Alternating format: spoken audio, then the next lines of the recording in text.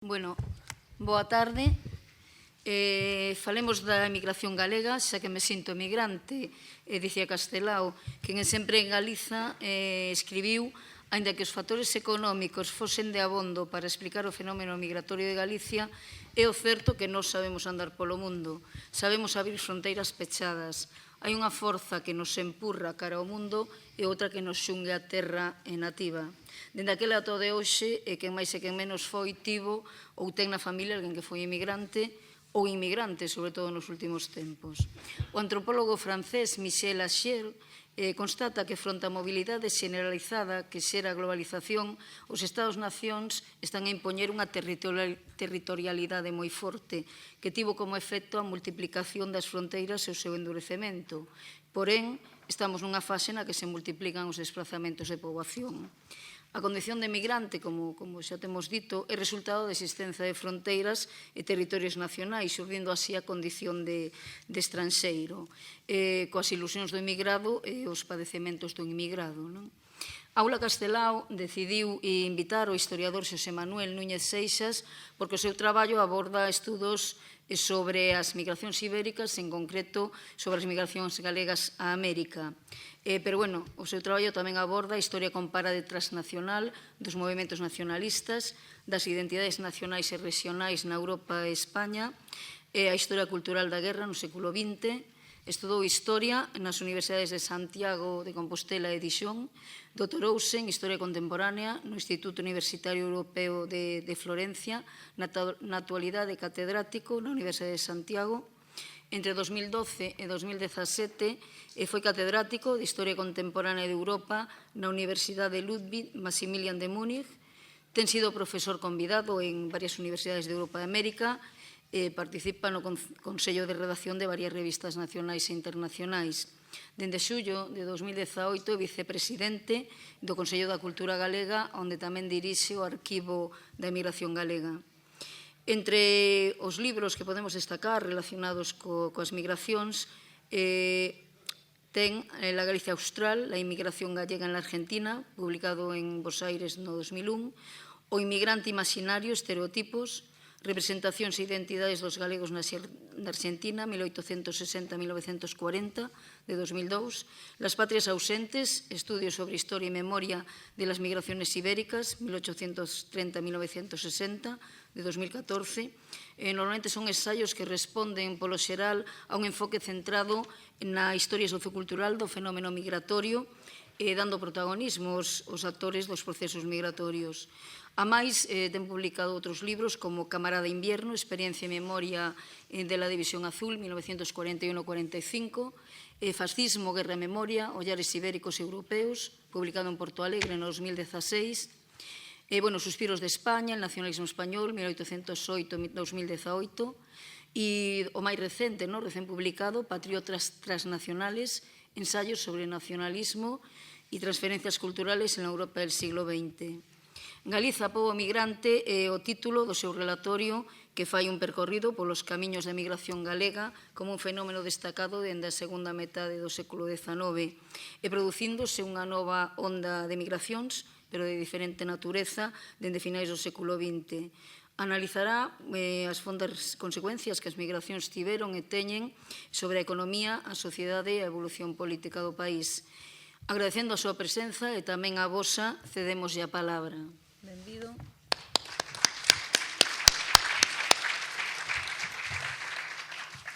Ben, moitas grazas, Paula, por esta xenerosa presentación e tamén moitas grazas á Semana Galega de Filosofía, aos organizadores e as organizadoras polo convite para participar neste foro xa moi consolidado que vai vexo pola súa edición número 36 de pensamento crítico en Galiza, nestes tempos que se adoita dicir de pensamento feble dende logo toda unha proeza manter este tipo de eventos e ademais facelo coa regularidade coa que o vides facendo, así que os meus parabéns.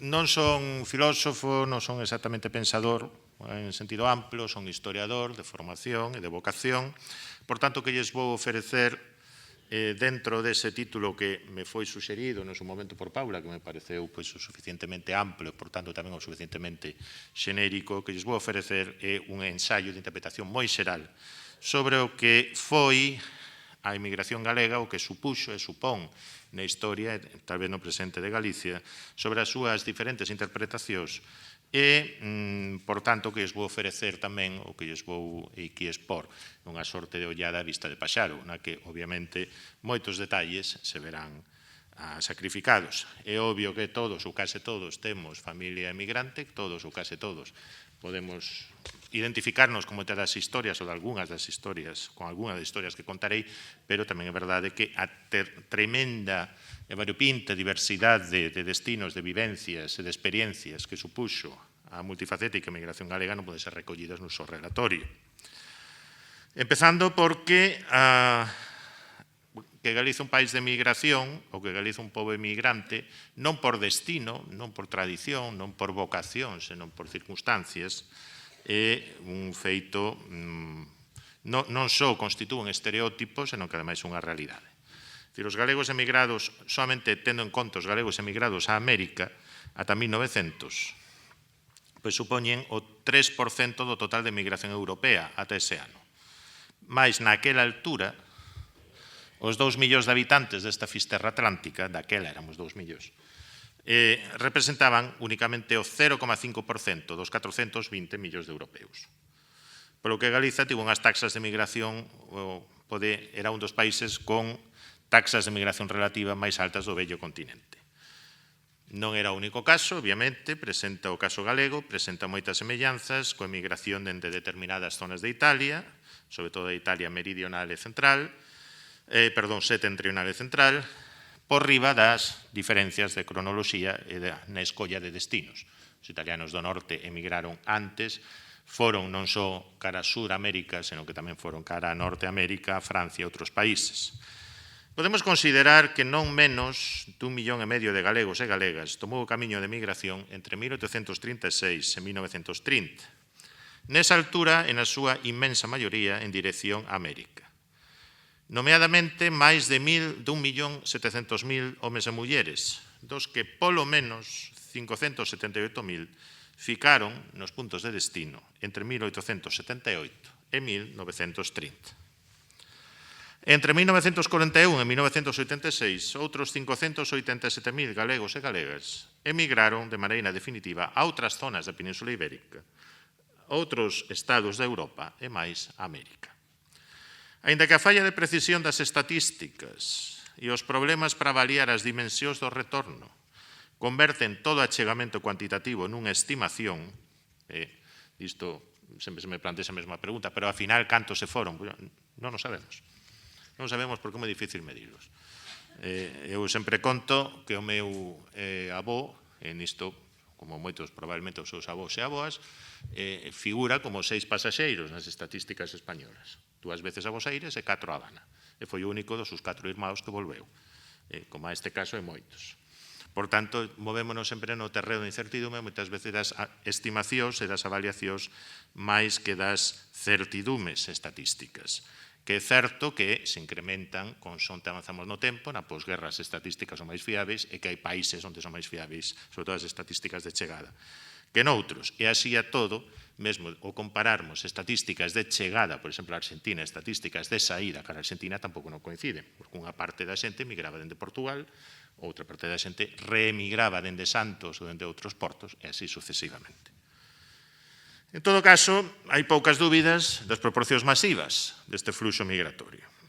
Considerada individualmente, se Galicia figurase nas estatísticas como unha entidade independente, e o problema é que nas estatísticas de saída españolas só para algúns anos moi concretos temos datos por provincias, Galicia situaríase entre os países europeos de máis altas taxas migratorias dende 1880. Estaría entre Irlanda e Italia.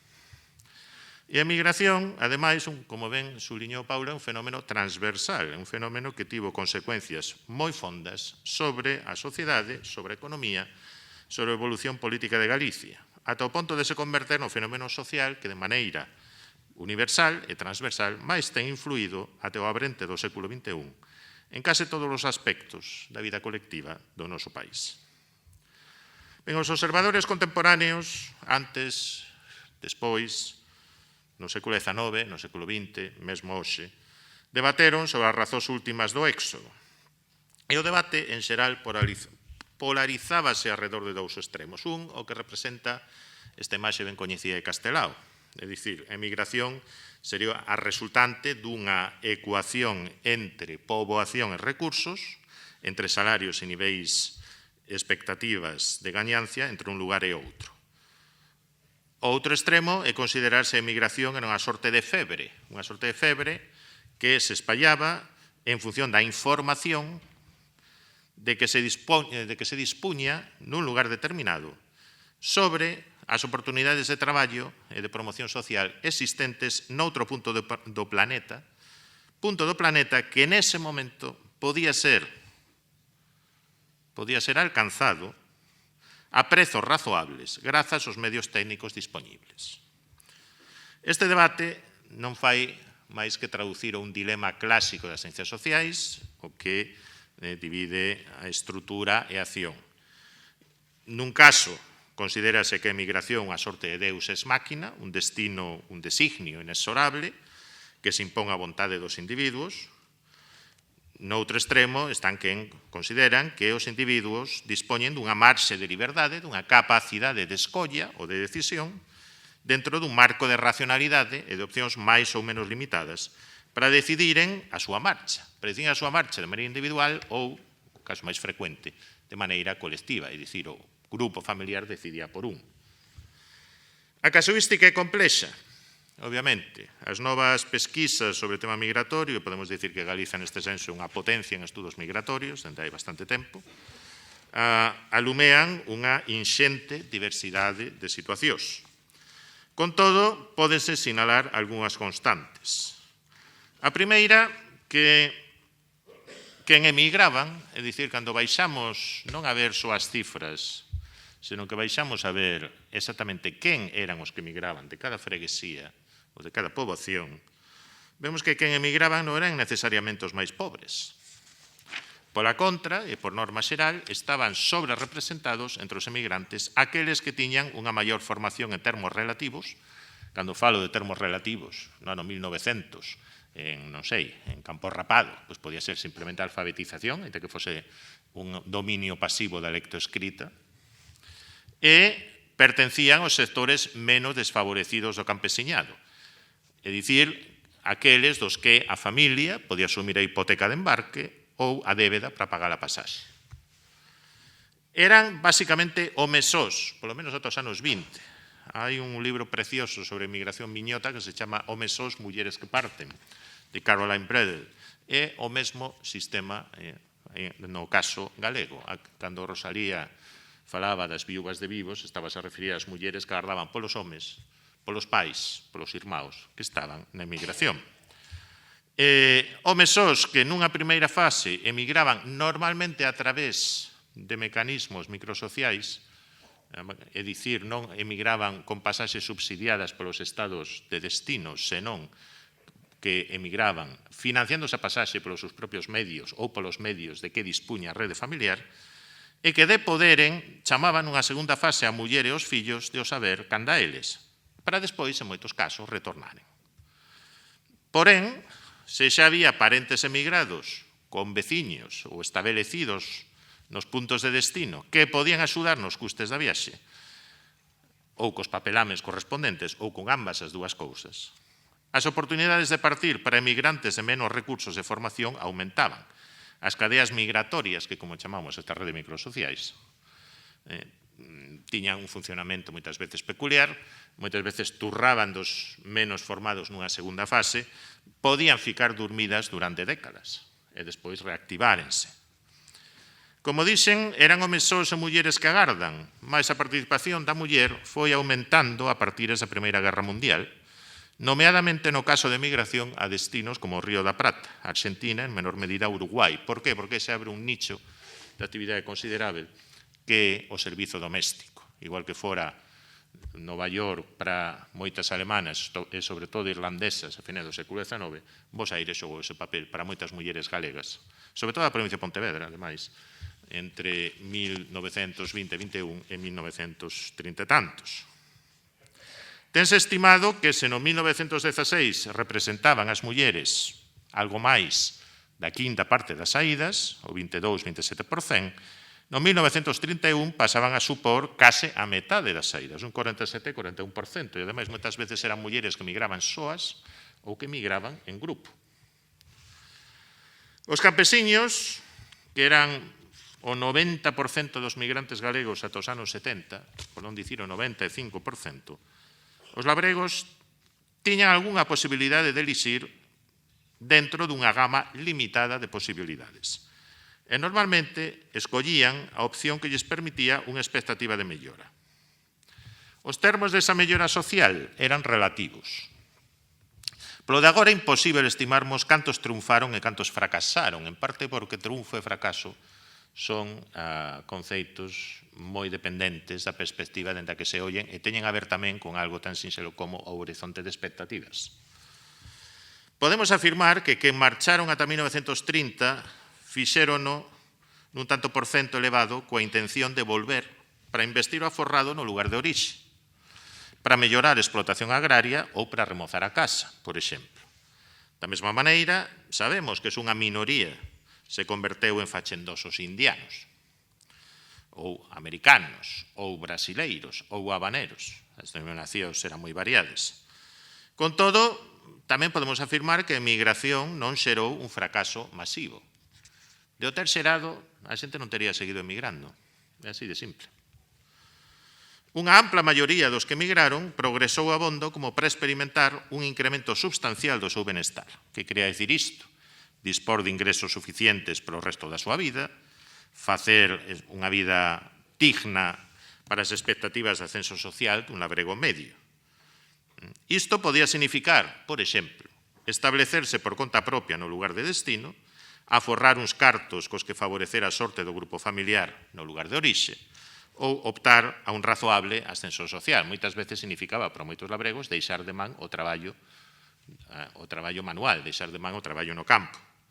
E devolveren, pois significaba mellorar a súa explotación agraria, converterse en rendistas ou pseudo-rendistas, establecérense na vila ou na cidade, mercar algunha propiedade inmobiliaria, poñer unha tenda, un pequeno negocio. Mesmo se partimos da premisa de que a emigración constituía na maioría dos casos unha decisión, o certo é que esa se tomaba nun contexto, como se dixen, de oportunidades limitadas, de expectativas borrosas, e a decisión, ademais, non sempre era individual, senón que era adoptada polo grupo familiar. Mais sabemos sobre como se tomaban esas decisións, mais sabemos que había un componente de, ímolo chamar así, familismo amoral. Eran os pais, moitas veces, os que decidían o fillo maior, de 16, 17 anos, tiña que marchar e mandar diñeiro ao cabo dun tempo e despois volver.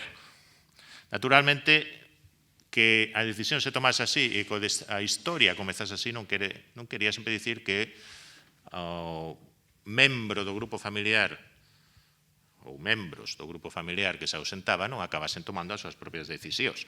As redes sociais entrecruzábanse, todas as historias que coñecemos das películas de que os emigrantes de terceira clase logo se xuntaban entre eles, que establecían novos selos sociais, que por aí moitas veces había xente que marchaba casada e despois formaba unha nova familia na Argentina, ou en Uruguai, ou en Brasil, ou onde for.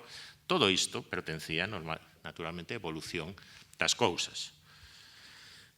Podemos construir, en todo caso, o marco xeral de oportunidades e procesos macroestruturais que condicionaron, eu non diría que determinaron, pero sí que condicionaron en boa medida os individuos a emigrar. Eu resumiríaos en 5 apartados. En primeiro lugar, a existencia do que poderíamos denominar un malestar económico.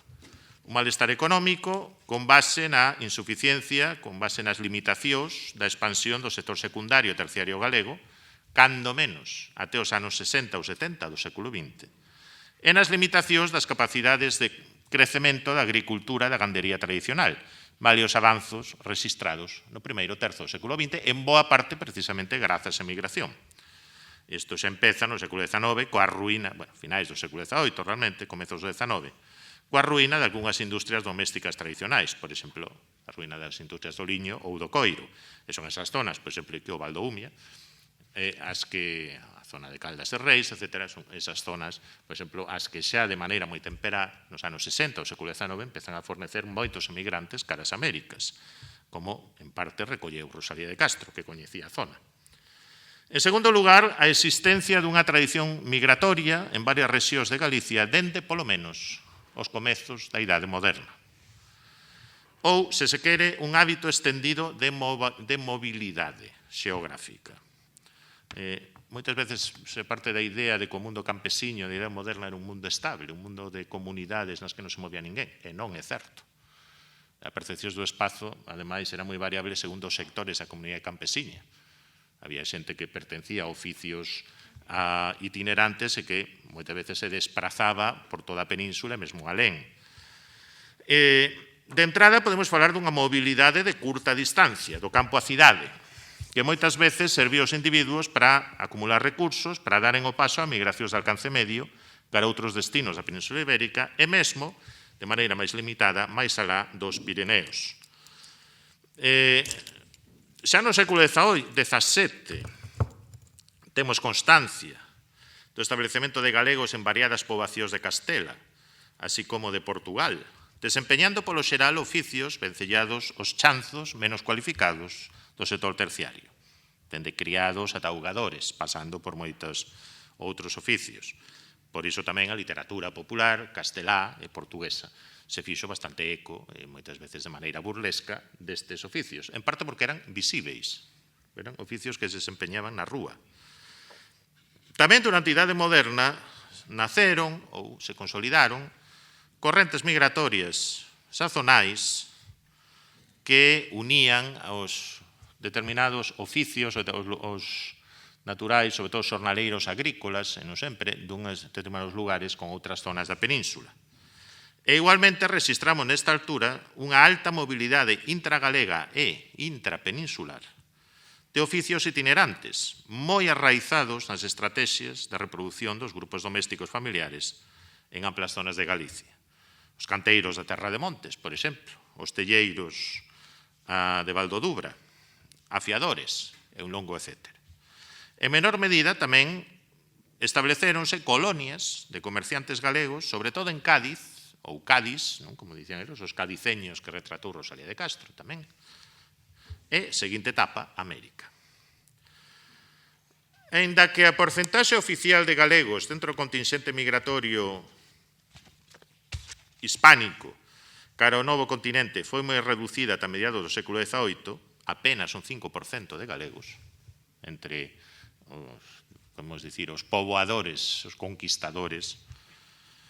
O certo é que, sobre todo, en definido do século XVIII, tamén en parte grazas á inauguración de correos marítimos, de barcos con traxecto directo dende a Coruña e despois dende Vigo a América, dende mediados do século XVIII, os galegos comezaron a ser cada vez máis abondosos, sobre todo entre os peninsulares que estaban establecidos no Río da Prata. Como ven aí, por exemplo, un mural que existe no chamado Pasaje Galicia de Bos Aires, un mural que representa o chamado Tercio de Gallegos nas invasións inglesas de Bos Aires en 1806. Pero se fixan, hai un incluso que toca a gaita, algo semellante a unha gaita. Segundo os censos de Bos Aires, como digo, entre 1806 e 1810, os galegos representaban alrededor dun 30 ou 40% dos peninsulares inmigrantes que residían na cidade, porcentaxe que se mantivo no 1855 nun 39%. É dicir, hai claramente a porcentaxe de galegos entre os españois peninsulares medrou considerablemente. A existencia desas cabezas de ponte permitía a circulación de información sobre as posibilidades laborais e sobre os niveis salariais noutros lugares. Primeiro nas zonas costeiras e urbanas. A información chegaba primeiro á costa. Despois espallábase as zonas do interior do país, a que o profesor José Carlos Moya ten chamado a febre migratoria, vese moi ben en Galicia como avanza, por exemplo, polos vales interiores da provincia de Pontevedra. En terceiro lugar, a mellora nas condicións de transporte, sobre todo o transporte marítimo, así como o considerable abaratamento dos prezos e da duración das pasaxes transatlánticas, nomeadamente a partir da introducción do vapor dende a década de 1870 e a súa generalización xa na década de 1880. Teñamos en conta, eu sempre explico isto aos meus estudantes, a viaxe da Coruña a Habana duraba 7 días. Non saía da Coruña, 7 días estaba na Habana. Cando un militar de Ferrol chamado Nicolás Franco levou o seu fillo á Academia Militar de Toledo, investiu 5 días na viaxe para chegar de Ferrol a Toledo. Ese fillo chamábase Francisco, como é sabido. Podía telo mandado a Habana, verdad? Pero bueno. Iso complementábase coa difusión capilar da información e propaganda migratoria, fomentada moitas veces polas compañías transatlánticas. Aquí, por exemplo, esta propaganda da Hamburger America Linie, que era a compañía hamburguesa sudamericana. O seu axente en Vigo, Gustavo Krukenberg, como saben, pai da recentemente falecida poetisa María do Carmo Krukenberg. Gustavo Krukenberg, que era dunha familia mexicano-xermana, e, por certo, un dos primeiros nazis na Península Ibérica.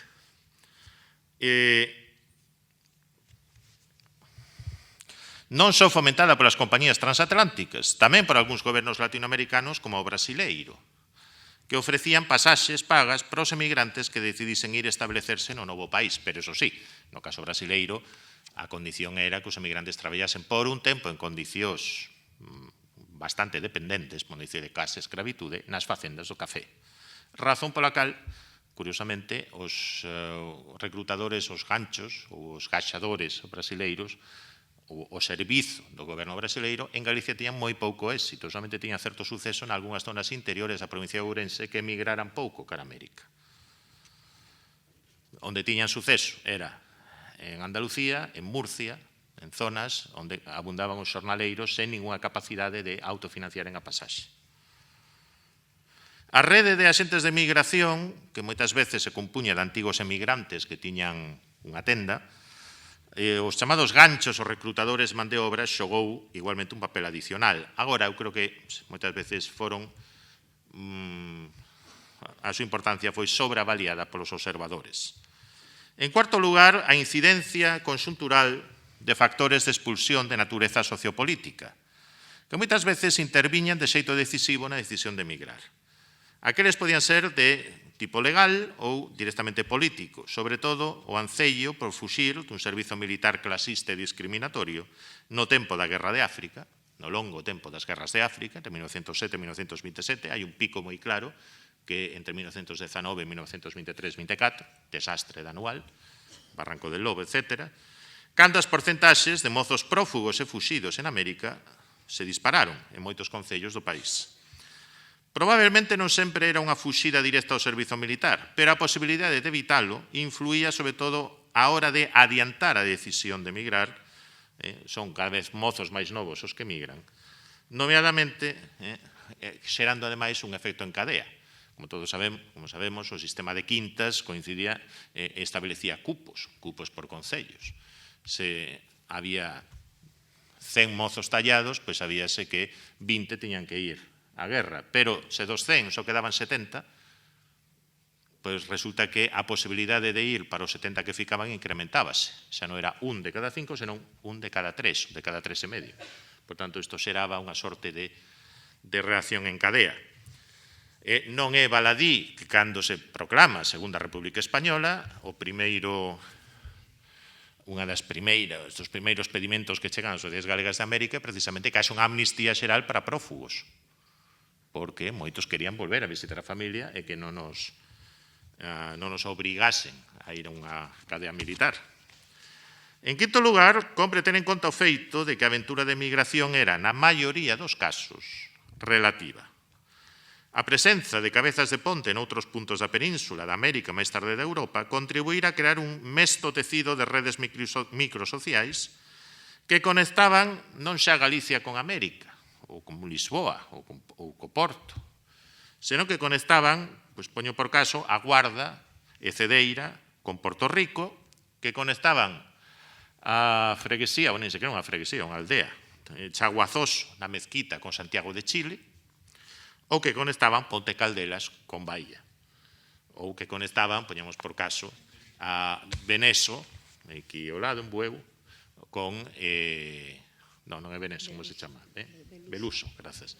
Beluso, non? Beneso está en Porto do Son. Beluso cos Estados Unidos. Os de Bueu van, sobre todo, a Argentina, os de Beluso, entre o que van aos Estados Unidos. Esas redes fornecían información sobre as posibilidades de traballo e salarios no lugar de destino, turraban de outros emigrantes para fornecer de man de obra barata e de confianza, e, por tanto, dócil, que non todo era altruismo. É dicir, aquí hai unha estrategia de reproducción social moi clara. O propietario dunha tenda, ou do que típico almacén galego en Bos Aires en 1920, chamaba canda a él a parentes, a conveciños, por unha razón, porque lle garantían docilidade. Debíanlle un favor, podíaos explotar inmisericordemente, traballando 6 ou ás veces 7 días a semana, durmindo na trastenda ou ás veces nos propios mostradores, e despois de 15 anos facían os socios. Pero era iso era moito máis seguro que non contratar a xente do interior argentino que o millor se sindicaba e protestaba. É dicir, moitas veces as redes microsociais eran gallolas, das que era difícil sair. Isto vémolo sobre todo na correspondencia dos emigrantes. Hai moitas veces en que os emigrantes que foron a traballar canda un tío que lles pagara a pasaxe, tío que non coñecían, ou que sinceramente viran unha vez ou dúas nunha foto, despois queixaban os pais de que como lle podo dicir ao tío, por favor, que me deixe sair os domingos a tarde. É dicir, que me deixe dar unha volta. Non? En todo caso, fornecíase de man de obra os negocios, os nichos de traballo dos emigrantes a través de elos, da activación de elos familiares, parentais ou de veciñanza. Isto creaba unha sorte de, sobre todo, determinadas zonas de América, creaba unha sorte de mercados de traballo protegidos. Íase un lugar do que se posuían algunhas referencias. En dalí que as variacións dos puntos de destino en diversas parroquias, en diversas freguesías, tivesen moito a ver coas variacións na transmisión de información e tamén as continuidades e as discontinuidades. Podemos ver, por exemplo, moitas destas continuidades apreciábanse despois de moitos anos. Por que en Santa Comba ían a Río de Xaneiro? É dicir, porque había unha tradición de emigrantes, sobre todo de oficios itinerantes, telleiros que de Santa Comba ían ao Porto e a Lisboa, e dali dan o salto ao Río de Xaneiro. Entrou que os da Baña, que están ao lado, non van ao Río de Xaneiro, somente xente algunhas parroquias limítrofes. As especializacións laborais por lugares de destino e zonas de orixe explicábase tamén en función da preeminencia deses mecanismos. E aquí podemos ter de todo. Por exemplo, xa que falábamos antes de Castelao, Castelao se fixo moitas fotos cos directivos da Sociedade Hijos de Rianxo de Bos Aires, en su momento mandarelles un cadro, sendo novo. O que non sempre se sabe era que a maioría dos directivos cos que se facían as fotos Castelao traballaban na vida civil de carceleiros. Hai unha, por algunha razón que aínda descoñezo, seguramente porque un pioneiro se empregou aí, empezou a chamar por parentes, boa parte, non todos, pero unha parte dos rianxeiros en Bos Aires traballaban nos cárceres municipais da cidade de Bos Aires, un cárcere que, por exemplo, está no bairro de San Telmo. Ben, todo isto obríganos a relativizar a doente literatura contemporánea. A emigración tivo custes persoais e familiares, pero tamén foi, en boa parte dos casos, unha aventura con rede e, ademais, cunha posibilidade de refuxio, modesto, pero seguro en caso de fracaso, como era a volta á aldea e a explotación agraria familiar, como algúns chaman americano da maleta auga, é dicir, os que sempre dicía, volvo sen nada porque me cae unha maleta auga, que era onde traía o diñeiro. Dentro dese cadro xeral, as persoas concretas, os grupos familiares concretos, decidían encetar a aventura ou non. Os documentos persoais, que o que nos dan a voz dos propios emigrantes, ou cando menos dun sector máis amplo deles, constitúen nese aspecto unha xanela para ollarmos devagar cales foron os motivos determinantes da súa escolla. Agora, a pregunta moitas veces tópica é cantos triunfaron, cantos fracasaron? É imposible de contestar. Podemos dicir que unha minoría experimentou un grande suceso, unha ampla maioría experimentou un certo ascenso social, unha certa estabilización, e tamén un sector moi significativo fracasou. Ben, a etapa de emigración masiva dos galegos cara ao novo continente comezou realmente a meados do século XIX e acadou un máximo entre 1880 e 1920. En ese período, como xa afirmei, non menos dun 1,5 millón de galegos e galegas atravesou o Atlántico. Na América, a inserción social dos inmigrantes concretouse de xeito preferente, aínda que non exclusivo, no sector dos servizos urbanos, en postos de baixa e media cualificación. Non faltaron colonos galegos en zonas rurais argentinas. Por exemplo, as dúas primeiras familias que se establecen en el Calafate, que quizáis algún se xa coñecido como enclave turístico, o Pedos Glaciares. As dúas primeiras familias foron galegas, pero non as que seguiron. Depois que viñeron foron case todos italianos.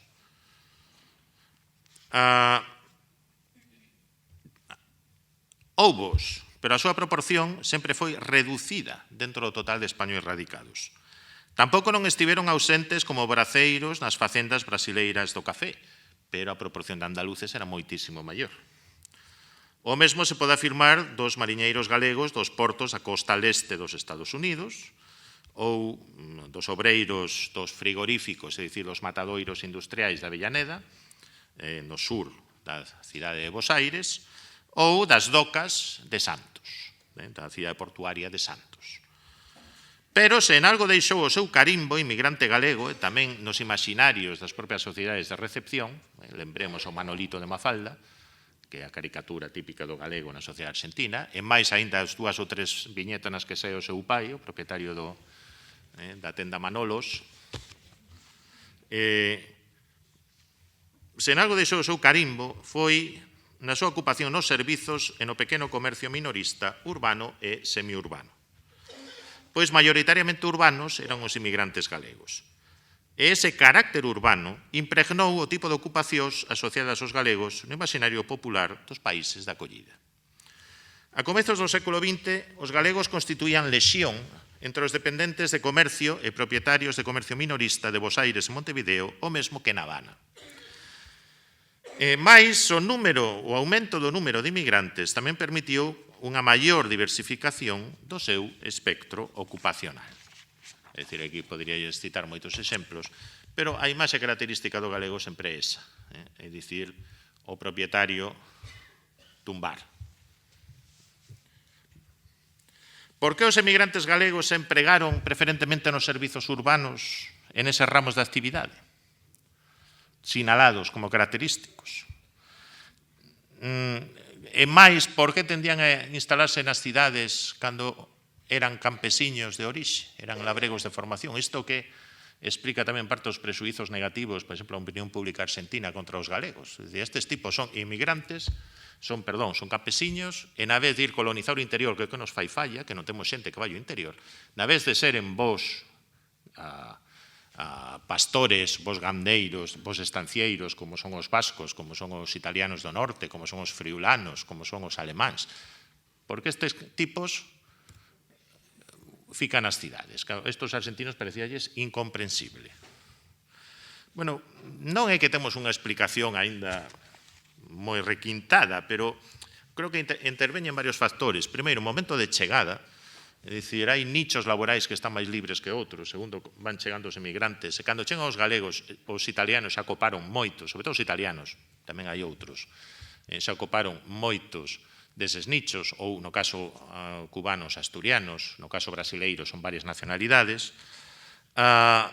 Tamén o feito de que os galegos concibían a súa emigración, na súa grande maioría, polo menos en proxecto, como unha estrategia temporal e non definitiva. É dicir, a posibilidade de retorno adoitaba estar presente. Entón, era moito máis lóxico tentar a ascensión social no medio urbano. Investir no medio rural implicaba, investir en propiedades sempre implica vontade de permanencia. O maior vontade de permanencia, máis fácil desfacerse dunha sombreirería do que unha estancia. De feito, algunhas estimacións apontan a que, cando menos, máis da metade dos galegos voltaron a Galicia, nunha ou varias ocasións, entre 1880 e 1930, cun máximo de retornos na segunda década do 20. Computar os retornos é aínda máis complicado que computar os emigrantes, porque a gas que teñamos, en algúns casos concretos, a escala local, témolo podido abordar, temos podido comparar o stock dos que están fora e o stock dos que volven, na maior parte dos casos é case imposible. Pero temos estimacións que apuntan a que as taxas de retorno antes da Guerra Civil, despois muda bastante a cousa, antes da Guerra Civil son entre un terzo e ás veces case a metade. É dicir, moitas veces eran case máis os galegos retornados que estiveran fora que os que ficaron fora. Foi a migración, sobre todo a migración clásica, foi unha revolta, foi unha renuncia a revolta, como escribiu nun ensaio xa moito tempo Xosé Manuel Beiras. Foi un símbolo do fracaso colectivo de Galicia como comunidade, como nación, foi un fracaso, digamos, das potencialidades de Galiza como pobo e, polo tanto, unha expresión do seu subdesenvolvemento. Ben, esta é unha visión clásica que se ten defendido de moitos puntos de vista que eu creo que xoga ademais cunha hipótese contrafactual, é dicir, terían sido moito millor de non ter habido emigración, pero que moitas veces non ten en conta o que realmente aconteceu. Non podemos saber o que tería pasado se, pero sí que podemos tentar medir cal foi o efecto das migracións. E o certo é que, do ponto de vista do seu influxo social, político e económico, a emigración tivo moitas contrapartidas. Do ponto de vista económico, as remesas, que foron, sobre todo, moi repartidas no tempo e que se canalizaron de maneira moi diversificada, non estou aquí a falar só, digamos, das que acabaron en grandes fortunas especulativas, etc., que tamén as houbo. O certo é que contribuíron a fixar a pequena propiedade no campo galego no primeiro terzo do século XX. É dicir, a abolición dos foros, a redención dos foros, a fin dos foros, en definitiva, é en parte posible polos recursos que xerou a emigración. Do mesmo xeito, aínda que non houbo grandes capitáns de industria que volveron de emigración e sementaron o país, pois como se pedía a comezar do século XX, de industrias eléctricas, de liñas de autobús ou de infraestructuras, o que sí que é certo é que detrás de boa parte das iniciativas modernizadoras na Galicia o primeiro terzo do século XX, detrás delas case sempre están capitais americanos e case sempre está a achega non só de remesas materiais, senón, sobre todo, de remesas inmateriais de migración. Os movementos sociopolíticos máis innovadores, renovadores e modernizadores da Galiza do primeiro terzo do século XX, isto é, o movemento agrarista, en as súas diversas facetas, dunha banda, o movemento obreiro, o movemento galeguista, tamén moitos republicanismos de base local, non se poden explicar, polo menos en parte, sen as achegas que forneceu ou que forneceron os emigrantes, tanto no nivel familiar, individual, pero tamén como proxectos colectivos. É dicir, entre finais do século XIX e os anos 30, surdiu unha auténtica sociedade civil paralela, sobre todo nas cidades de Bos Aires, a Habana, en menor medida Montevideo. Un artellamento en moi diversas sociedades de axuda mutua recreativas e de instrucción que dunha banda deu lugar a grandes asociacións ou sociedades mutualistas, Centro Galego da Habana, Centro Galego de Bos Aires, Casa de Galicia Montevideo, son os casos máis evidentes, pero que tamén de outra banda se expresou en máis de medio centenar, por exemplo, de pequenas sociedades que adoitamos chamar microterritoriais, que tomaban como base a freguesía, o concello, a comarca. Case un terzo delas tomaban como base de acción a parroquia, los hijos de la parroquia de, los hijos del lugar de non sei onde. E que non só dotaron de escolas boa parte de Galicia. Calcúlase que alrededor de 250 escolas foron financiadas polos americanos, senón que tamén financiaron obras públicas, financiaron periódicos, financiaron iniciativas anticaciquís, financiaron traídas de augas, financiaron obras públicas, financiaron casas do pobo, ou unha sorte de casas do pobo, locais de sindicatos agrarios, e un longo, etc. Ese modelo de articulación, de artellamento societario dos galegos en América, moitas veces era visto dende Galicia cunha sorte, dunha banda con certa envexa, é dicir, pero por outra banda, ou de outra banda, con certa autosatisfacción, porque viña a expresar, olla do que somos quen os galegos cando non temos un Estado que non nos deixa facer o que realmente podemos facer. Moitas veces, é certo, boa parte destas sociedades foron moi idealizadas de Galicia. Canto máis se sabe delas, eu teño pasado moitas horas vendo actas de xuntas directivas, asembleas epistolarios destas sociedades, sobre todo en Bos Aires, hai moitas historias de ruindades persoais, de quítate ti que me poño eu, que se non estou de acordo, entón voume cos da miña parroquia e monto outra sociedade, etc. Bueno, disto hai, obviamente, moitísimo, pero tamén hai un proxecto detrás, un proxecto de construción da sociedade civil en Galicia, un proxecto de emancipación, moitas veces de límites moi borrosos, pero que pasaba precisamente pola educación cívica, pasaba en algúns casos, por un reforzo de identidade colectiva de Galicia, noutros casos pasaba por un certo ancello de emancipación social, moito máis pensados, neste caso, para un entorno rural que para un entorno urbano. Pensabas en emancipación do labrego, máis que en emancipación do traballador urbano. Non só isto, senón que nas colectividades galegas de América xurdiu o que podemos chamar unha ilustración galega paralela. É dicir,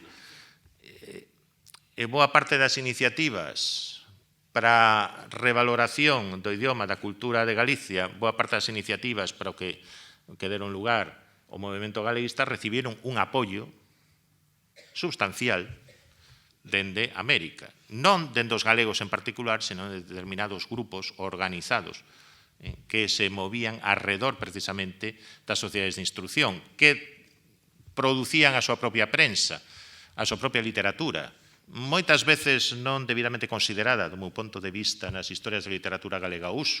Eran moitas veces, de acordo, argumentos chocalleiros, eran moitas veces un tipo de literatura que podemos chamar popular, ou se queren vostedes populacheira, moi estilo Xantas Bolas, pero noutros casos, tamén o modelo de lingua que utilizaban, tiña moitos máis elementos da cultura popular e menos elementos de elaboración, de alta elaboración ideolóxica do que dos galeguistas, e tiñan unha certa capacidade de impregnación.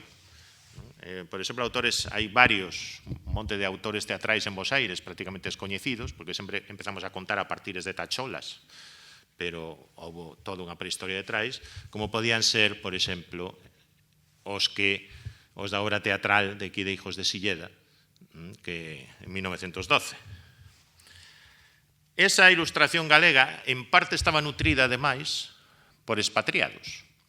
Onde que moitas veces os actuais dirixentes das sociedades galegas de América que teñen certa historia o ignoran completamente, na orixe de moitas destas asociacións estaban expatriados republicanos federais de 1873-74, xente que tivera, como Baldo Álvarez Insua, Castro López, xente que tivera contacto co movimento regionalista e despois co movimento galeguista, que en outros casos se expatriaran ou foran desterrados por actividades anticaciquís, por exemplo, o fundador do Centro de Protección Agrícola de Salceda de Caselas, en Bos Aires, ou o fundador da Casa de Galicia, en Montevideo, que era de aquí de Bayona, o José María Barreiro.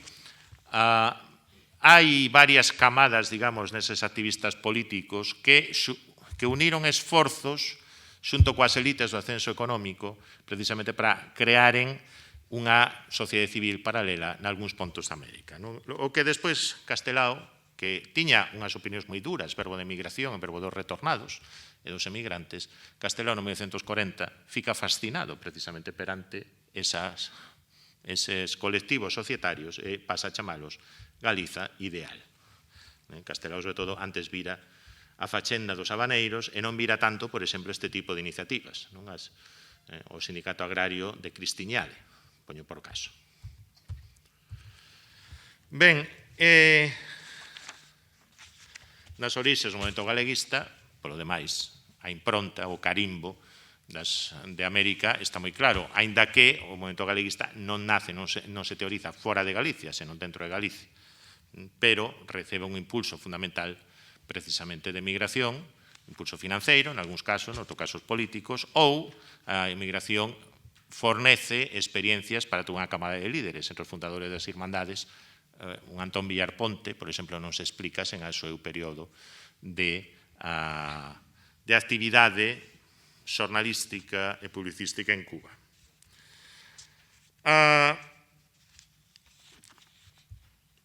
Hai un exilio galego tamén, é dicir, había exilios ou expatriados galegos antes do exilio de 1936, tamén hai exilados galegos. Non só os exilados que todos oímos coñecer. A toda agora pudimos contabilizar entre 3 e 4.000 exilados galegos, hai nos de moi variada condición. Son relativamente poucos en relación con outros territorios da península. E isto en parte se explica porque en Galicia apenas hai guerra civil, hai resistencia contra o golpe, 2 semanas todo o país cae en maos dos faciosos, e Galicia está onde está, é dicir, aillada nun recanto da Península Ibérica co Portugal salazarista ao sur. Hai, sen embargo, bastantes exilados galegos que saen directamente por mar ou que conseguen pasar a Portugal, de aí tamén a esa clara sobrerepresentación das zonas de costa ou dos lugares fronteirizos coa España republicana. Os exilados galegos, en parte, as características peculiares do exilio galego en parte teñen a ver precisamente co pasado migratorio. Os exilados galegos fican bastante pouco en Francia. É dicir, o destino característico dos exilados españois, os campos de refugiados no sur de Francia, e despois, boa parte deles, faceren a guerra en Europa. Entro que xa son moitos os galegos que, tanto durante a Guerra Civil como inmediatamente despois, se encamiñan cara a América. Por que se encamiñan cara a América? Primeiro, por razóns históricas que redimensionaban a distancias xeográficas, é dicir, case todos os exilados galegos tiñan algún tipo de conexións de elos con América e, por tanto, denantes ou despois puñanos en funcionamento. E isto vese moi ben precisamente cando volvemos ás redes migratorias redente minoritarias. É dicir, os dous exilados republicanos que hai na Peroxa, son dous carabineiros da República, permanecen fideis á República, onde acaban os seus días? Pois onde estaban os seus conveciños da Peroxa, isto é, en Santiago de Chile. E o único que hai da mezquita, bueno, por lo menos que pudemos ver, localizar, pois acaba tamén en Chile. Hai non só se trata desas redes microsociais, senón que en América hai unha parte importante das colectividades galegas que se moviliza activamente en prol da República. O caso da Federación de Sociedades Gallegas de Bos Aires é un bo exemplo, pero crean a Central Gallega de Ayuda aos Refugiados, pero tamén o caso do Frente Popular Antifascista Galego de Nova York. Recadan cartos que despois serven precisamente para levar a exilados cara a América. Non só se trata aquí do caso de Castelao, de Basilio Álvarez, Suárez Picallo, son relativamente coñecidos. Bueno, Suárez Picallo segue un camiño máis tortuoso, digamos, pero tamén moitos casos menos coñecidos. Ramón Mariño Méndez, alcalde de Salvaterra de Miño, 1936, do PSOE. Era un retornado de emigración e a Unión Progresista Salvaterra de Miño de Bos Aires sabe que está agachado en Portugal e manda os cartos e os papéis para que poida irse a Bos Aires. A odisea de Antón Alonso Ríos tamén resume bastante ben este recurso ás redes de diferente tipo, pero que tamén mostra como o exilio e emigración, no caso galego, estaban fondamente interrelacionados. Por iso tamén os exilados galegos en América teñen un perfil social tendencialmente baixo ou medio baixo en relación co conxunto dos exilados republicanos españois. Volve a haber emigración despois da Guerra Civil. A Lei de Migración de 1924 restaurase en marzo de 1946. Aí retómanse moitas das cadeas migratorias que ficarán dormidas durante case unha xeración, nalgúns casos, de 1930 a 1946. Moitas foron revivecidas, outras foron creadas ex novo polos exilados republicanos. Por exemplo, por poñerlles dous casos, a colectividade galega en Venezuela créana sobre todo exilados. Nomeadamente un personaxe chamado Silvio Santiago. Había algúns galegos remigrados dende Cuba nos anos 30, pero son exilados os que crean as primeiras entidades. O Lar Gallego, despois a Hermandad Gallega. Despois chegan, moitas veces inauguran cadeas migratorias que levan os emigrantes. Ou os fisterráns, sobre todo a xente de Carnota e Corcubión, que foron como emigrantes como pescadores a Perú nos anos 50 e 60. A orixe son dous irmãos de Carnota que fuxiran nun voo cara a Francia, fuxiran 4 irmãos, despois reintegráronse ou integráronse no exército republicano, fixeron a guerra no Exército Popular da República, 1939 están en Argelès-sur-Mer, dous deles hai diñeiro dende América para que dous deles poidan ir nun barco a Buenos Aires, os outros dous fican na Francia, teñan mala sorte de que acaban en Mauthausen, deportados en Mauthausen, entroques estoutros dous están en Buenos Aires, e resulta que outro de Carnota, que estaba en Río Gallegos, Patagonia, chamado Benigno Lago Estévez, un dos máximos contribuintes ao exército de Franco en Río Gallegos, enteirase que están estes dous irmãos, que eran, ademais da CNT, é dicir, anarquistas, sabe que son pescadores que coñecen arte da pesca, e Benigno Lago Estévez chamos canda el, e despois levaos a Perú porque se enteira, ten negocios en Perú, e enteirase de que ali estáse abrindo un forte mercado para o peixe, e os peruanos daquela non sabían pescar. É dicir, o ceviche é algo relativamente recente. Quen lles ensina a pescar son galegos de Carnota. Pero é unha consunción, se queren vostedes feliz, bastante curiosa entre exilados e emigrantes. Don Benigno Lago non é que fose anarquista, obviamente, pero fiábase deles porque eran de Carnota. As orixes sociais dos emigrantes de posguerra seguen a ser semellantes, sobre todo de orixe rural. Moitos xa levaban unha certa formación, formal ou informal, xa prácticamente todos están alfabetizados. Moitos deles aprenderon certas habilidades ou aprenderan certas habilidades no exército español, porque o que sí que é a emigración de posguerra, a diferenza da de anteguerra, o sí que está, é moito máis controlada polo Estado. É dicir, non só polo Estado, senón polas comisións católicas de emigración. A Igrexa Católica, con anterioridade a 1936, estaba fondamente preocupada polo feito de que os emigrantes galegos se descatolizaban, se descristianizaban rapidamente en América. Decide, por tanto, tomar cartas no asunto. Os emigrantes que se foron despois de 1946, os varóns tiñan que levar cumprido o servizo militar. Era a condición sine qua non. Xa non temos prófugos, non temos exilados, xa non hai clandestinos que se van por Portugal. É dicir, iso tamén explica unha cousa, que é como muda o perfil dirixente das colectividades galegas, polo menos sería a miña hipótese, durante os anos 60 e 70, porque moitos deles son fillos da fame, pero son fillos tamén do adoutrinamento franquista. Chegan moitas veces a colectividades onde teñen a maioría os persoaxes, como os desta foto, Congreso de Migración Galega, en 1956, que veñen da anteguerra, que teñen outra socialización, eles consideran que tende a perspectiva de moitos novos inmigrantes, eran os caciques que controlaban as sociedades, e non lles deixaban poñer a bandeira bicolor nas sociedades. Estou simplificando, pero isto tamén explica moitas das cousas que viñeron despois. Explícao, aínda que tamén hai unha porcentaxe significativa de emigrantes de posguerra que se van legalmente como emigrantes, pero teñen motivación sociopolítica, sobre todo experimentan un descontente máis ou menos difuso, máis ou menos concreto coa situación política.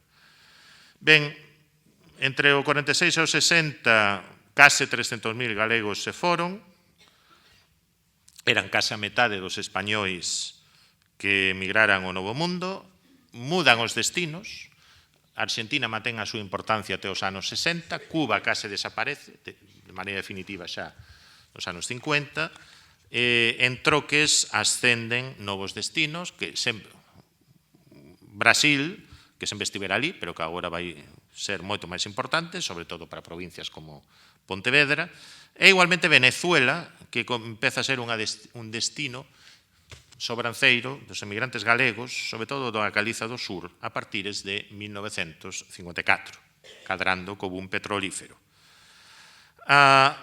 Os nichos laborais que ocupan os galegos son semellantes, aínda que agora tamén cada vez máis galegos se empregan, digamos, como obreiros na industria, e sobre todo as mulleres galegas deixan ou ben traballan na casa, de formas de traballo doméstico remunerado, ou ben traballan na industria. E os retornos agora son moito menos significativos. É dicir, os emigrantes galegos que se foron nos anos 40, 50, comezo dos 60, na maior parte dos casos retornan para non volver. Non soamente, obviamente, estamos a falar de América. Agora aparece un novo destino que é Europa. Antes de 1936, a presenza galega nas emigracións españolas a Europa é testemuñal. Temos, por exemplo, hai algúns en París, no norte de París, pero son sempre unha porcentaxe moi reducida, case todos ourensáns, que previamente pasaran por Madrid, ou algúns no interior de Lugo, que previamente emigraran a Madrid, por exemplo, de Monterroso, que eran panadeiros en Madrid, ou Castroverde, e despois reemigraban cara a destinos europeus. Trátase agora, dentro de finais dos anos 50, non só de migración intrapeninsular, Madrid, Barcelona, o País Vasco gañan cada vez máis presenza, son sobre todo destinos europeus, nomeadamente Suiza, Alemanha, Francia, Gran Bretaña, Países Baixos, Bélxica. Estamos a falar aquí duns 230.000 galegos e galegas, alta porcentaxe de mulleres, bastantes grupos familiares, e se empregan, sobre todo, ainda que hai bastantes variacións según os países, na industria. É dicir, os galegos que se van a Europa van, sobre todo, a traballar como traballadores industriais de pouca ou baixa, de baixa ou media cualificación. Trátase, ademais, dunha emigración que nun principio está bastante controlada por acordos bilaterais, é dicir, que o produto de acordos bilaterais entre España e os diversos estados europeus, que teñen un déficit de mão de obra produto da Segunda Guerra Mundial e que tentan paliar con mão de obra do sur de Europa e tamén en parte de Yugoslavia.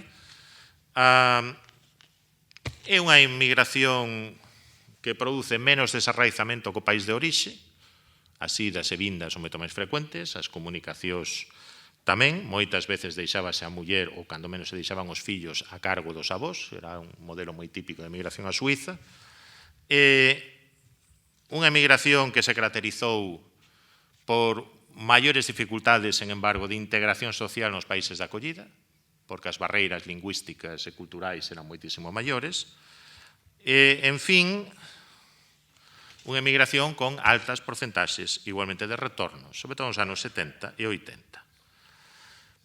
E aínda que comezou como unha emigración moi controlada polo Estado, moi rapidamente as redes sociais estableceron a súa propia lógica.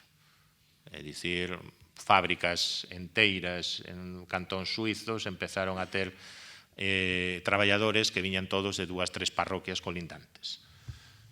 Hai que dicir que algunhas destas redes migratorias existiron ata aí ben pouco. O persoal de terra do aeroporto de Zúrich, por exemplo. Eran boa parte deles galegos, sobre todo da zona de Barcala, de zonas aldeas da Baña, por exemplo, que traballaban 3 semanas seguidas ou 14 semanas seguidas, logo collían 10 días de vacacións, naturalmente que facían os 10 días de vacacións? Pois ian a aldeas a echar patacas. E os suizos encantados da vida, con estes tipos que non entendían, gañaban cartos, vivían, compartillaban piso entre eles, e despois marcaban un par de pisos en Santiago e se alugaban a estudantes. Digamos, este é un modelo moi típico anos 70, 80. Hai outros destinos minoritarios, por poñerlles un caso, no Canadá, a finais dos anos 50, comezou os 60, hai unha operación, se chama Operación Bisonte, que leva a varias familias españolas, sobre todo galegas, nomeadamente o Canadá francófono, e que despois crea unha comunidade que se nutre despois con galegos que reemigran dende Venezuela ou Australia. Ben, Galicia, con isto, se teño 5 minutos, acabo, ¿no? 2 minutos. Vale. Con isto, naturalmente, chegamos á época actual, e que resulta que Galicia, dende no século XXI, convértese nunha sociedade de inmigración. Pero convértese nunha sociedade de inmigración que ao mesmo tempo segue a verse a sí mesma como unha sociedade de emigración, en a que conviven, ademais, eu penso que isto é unha peculiaridade, non só de Galicia, pero tamén de outras zonas do sur da Europa, pero que sí marca unha diferenza sustancial a respeito de boa parte de España. É unha sociedade de inmigración pero non tanto, na que conviven tamén moitos trazos das migracións clásicas, aínda que non tanto, e novas formas de mobilidade, ou se queren vostedes, de fuga de cerebros. É dicir, dunha banda segue a ver algunha das cadeas migratorias que foron forxadas no tempo de migración masiva a América. Por exemplo, os galegos en México son probablemente o mellor exemplo, os galegos de avión, pero tamén, por exemplo, zonas do Barbanza onde xente nova e non tan nova segue a ir a facer a tempada a Nova York, por exemplo, algunhas das empresas que se dedican a limpar os rañaceos da xente que está ali arriba, pois son xente de Porto do Son, poñolles por caso. Traballan ali 3 meses, obviamente son xente que non ten vértixe, traballan ali 3 meses ou 4, despois pasan un inverno en Galicia. O inverno en Nova York non é para andar por aí colgado polos tellados. Esas redes que existir. Se vostedes visitan a Casa de Galicia de Nova York, estiven aí 2 meses, hai un perfecto escalonamento de idades. Por tanto, son zonas nas que se sega a falar, son institucións nas que se sega a falar galego, na que o bar parece un bar de aquí, se un vai a un bar argentino está varado no tempo. Non é, xa non é un bar galego. E aún lle fan un pulpo e máis ou menos sabe a pulpo. Se lle fan un pulpo nunha sociedade argentina, aconsellolles que pidan algo de carne, porque se esqueceron de facelo. Iso coexistiu cunha fuga de cerebros, ou que podemos chamar non exactamente fuga de cerebros, senón cun claro excedente de xente moza que xa dende os anos 90 non atopaba, digamos, un nicho, un oco laboral, digamos, en Galicia, e que, por exemplo, a provincia de Ourense fornecía opositores a correos, a funcionarios de prisións, etc., boa parte do Estado. O grande negocio en Ourense nos anos 80 e 90 era poñer academias para preparar oposicións, ás veces eran buses enteiros os que saían, e iso combinouse xa neste século coa fuga de cerebros acentuada pola crise económica, pola grande depresión dende o ano 2007.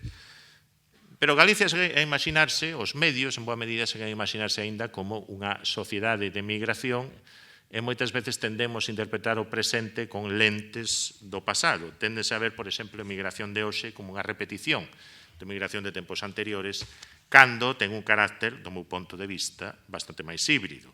E ao mesmo tempo, a inmigración que temos en Galicia, aí vemos, por exemplo, onde están concentrados os inmigrantes, ano 2007, é unha inmigración cun perfil bastante diferente do que é o perfil característico español.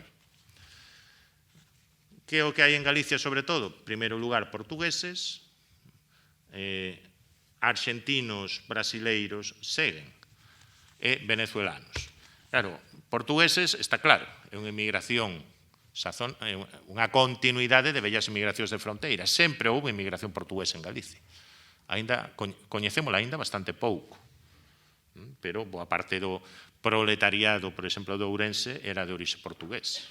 As obras do Camiño de Ferro, os anos 20 e 30, etc. Moitas veces os postos que deixamos que se marchaban eran cubertos con inmigrantes, non só cualificados, Arsenal de Ferrol xa no século XVIII, senón non cualificados. Pero, ademais disto, boa parte dos inmigrantes latinoamericanos que viñeron a Galicia dende comezos do século XXI eran de orixe galega. Eran de orixe galega, proviñan sobre todo dos países de orixe, dos países de destino, dos antigos países de destino de migración galega, tiveron experiencias tamén bastante diferentes do que son os inmigrantes latinoamericanos, digamos, do común. É dicir, disto poderíamos falar, hai casos e casos, están os caboverdianos de Burela, que digamos unha sorte de illa ou de caso peculiar, pero o que sí que é certo, con isto quero acabar, podémonos preguntar se aprendemos abondo da nosa migración como para forxar as nosas actitudes fronte á inmigración. Isto é unha pregunta que prefiro deixar aberta. Prefiro ser optimista, pero tal como están as cousas últimamente, prefiro non serlo en exceso. Moitas grazas.